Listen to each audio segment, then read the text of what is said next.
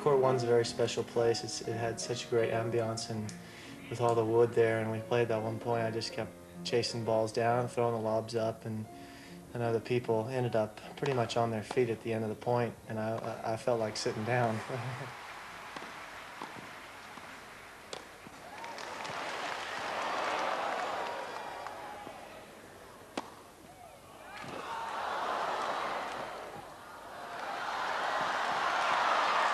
That is quite amazing. Oh, and he's rightly applauded by his opponent.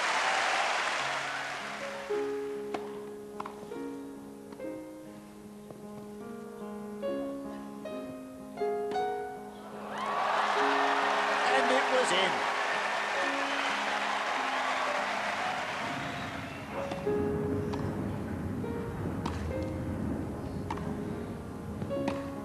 Oh, yes!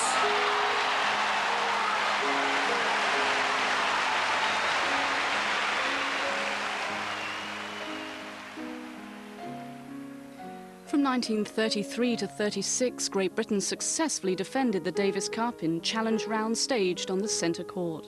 1935, however, saw Davis Cup action for the first time on number 1 court in the interzone final when the United States beat Germany. In the first match, Don Budge of the United States beat Henner Henkel in 4 sets. Germany would return the following year to play Australia.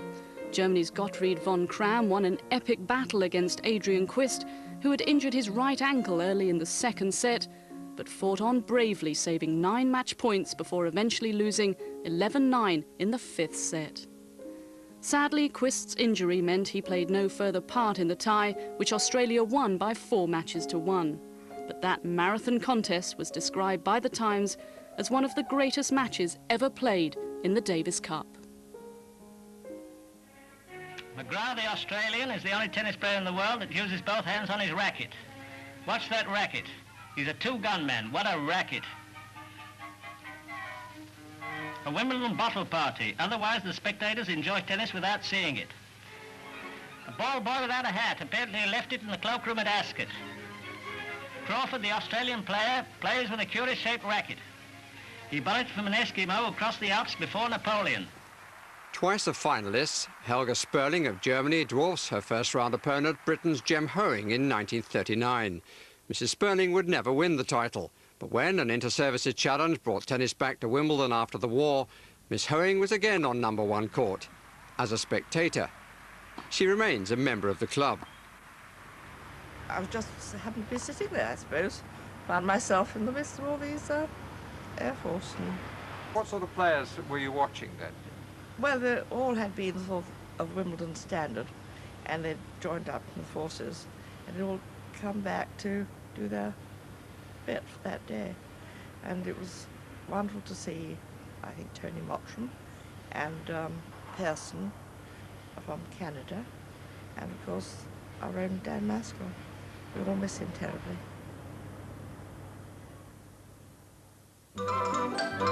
The championships resumed in 1946, curing an everyday affair in times of rationing.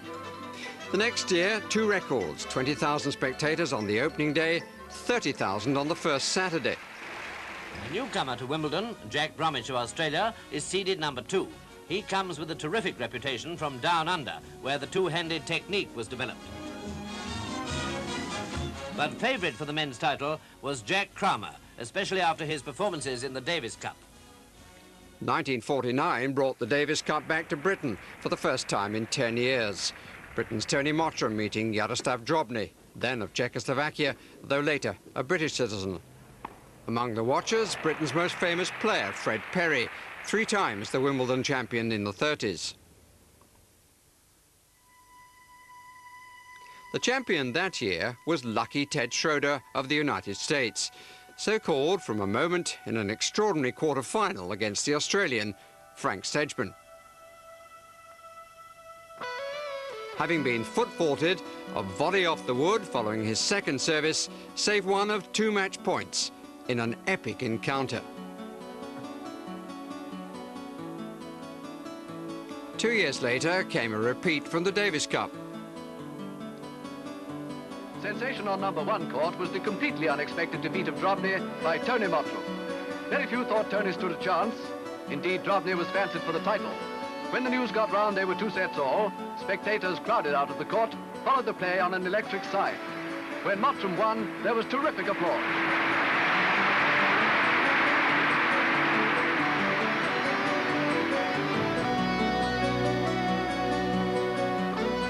Drobny was just one of a host of stars who in 1953 took part in an exhibition team match to commemorate the year of Her Majesty's coronation.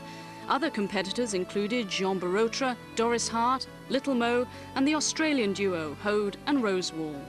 The 5,000 free seats on number 1 court were snapped up by the local residents who enjoyed the light-hearted competition. And afterwards, the international cast assembled to receive their coronation souvenirs presented by the Mayor of Wimbledon. Well, all of Wimbledon, I think, is very special, particularly to the Australians that love to play on grass. But I can remember being there and the fact that it was the fastest court at Wimbledon, or the players thought it was at that stage, because it was built up a little higher and it drained a little better. So that suited my game. For every player throughout the history of the championships, it has been a dream to play on one of the show courts. The order of play was always keenly awaited, and often disappointment if your match was a long way down the list. With the increased popularity of the sport, it was decided to extend the height of the open West Stand, and an extra 900 seats were provided. In 1961, Bob Howe and Edda Budding lost to Leslie Turner and Fred Stolley. That was the very first final played there. Since then, 13 doubles titles have been decided on number 1 court.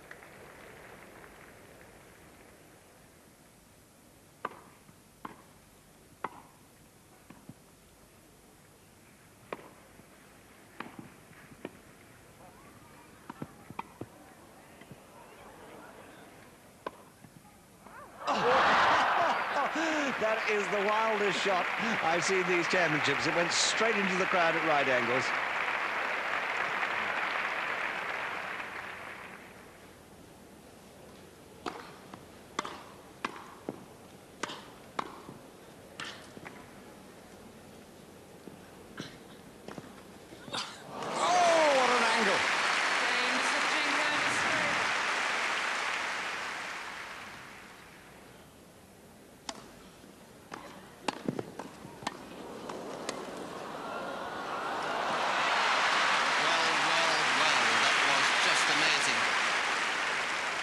And last year, the prospect of future British champions delighted the crowd.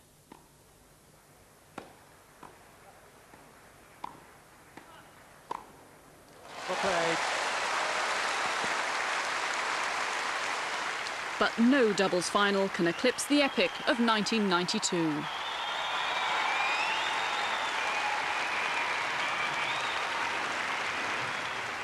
John McEnroe and Michael Stick faced Jim Grab and Richie Renenberg. At 2 sets all and 7-6, could McEnroe save match point?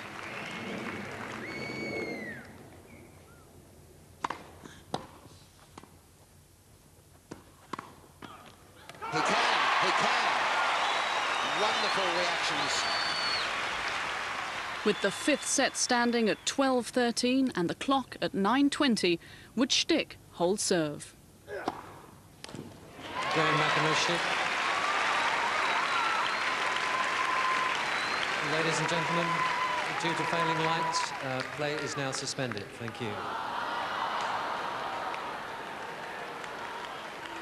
Well, my suggestion was to play a tiebreaker because I just felt like it'd been such a long event, and it was just, I had lost Agassi, which was a big disappointment for me. Not that I didn't want to win it, but I thought, see, I wasn't sure if like every other match had finished, so I thought, well, if the last match is us and we're the last people playing now, and all these people are going to have to come back the next day for possibly a game or two, why don't we just decide it right now and play a tiebreaker, and that would be really intense. But before it even got to the officials part, one of my opponents didn't want to do it.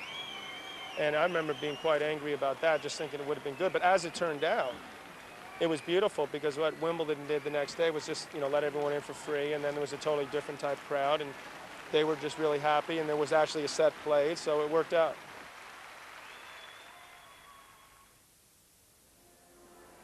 And the crowd in a buoyant form, and of course all the Mexican wave, and there's Dan Maskell.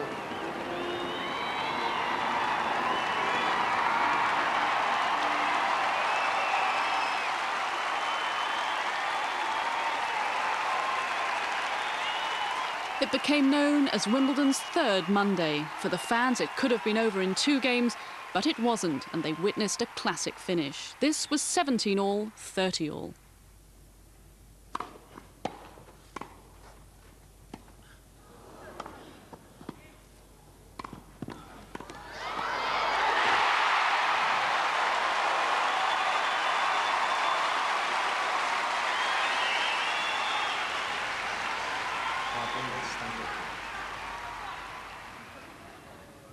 This is break point.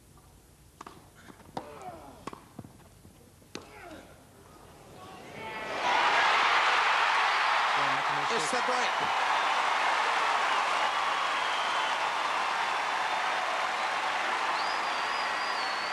Fittingly, it fell to one man to serve for the match.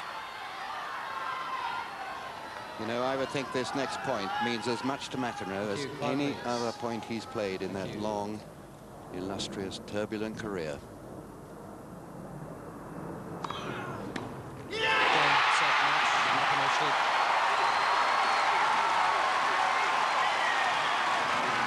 Five, 7, 7-6, 3-6, 7-6, 19-17. John McEnroe joins John Newcombe as a 5-time winner of the gentlemen's doubles. Now, when were crowd scenes like that first seen on #1 court? Answer, the Davis Cup 1963, although the noise was mainly of Swedish origin. Their man, Jan Lundqvist, was poised to beat Britain's Mike Sangster. Lundqvist walking away here. 40 love. This is a tactic one has seen him employ before. Going to give this game to Sangster. Saving all his energy for the following service game. Game Great Britain. But the best laid plans?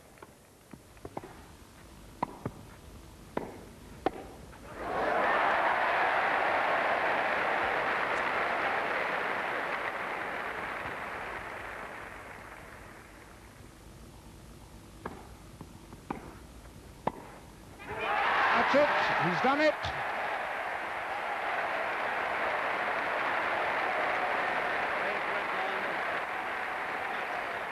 '69 brought more home success in the interzone semi-final, a 3-2 victory over Brazil, with Graham Stillwell pulling the tie back to 2-2 by beating Thomas Koch, and Mark Cox winning the decider against Edson Mandarino. The Romanians arrived for the zone final, but the British, looking somewhat apprehensive, the draw was made and formally announced. On Thursday, the opening match at 2 o'clock will be Tiriac against Cox. Jon Tiriac would beat Mark Cox, but at 2 rubbers all, the outcome rested with Cox and Ilie Nastase.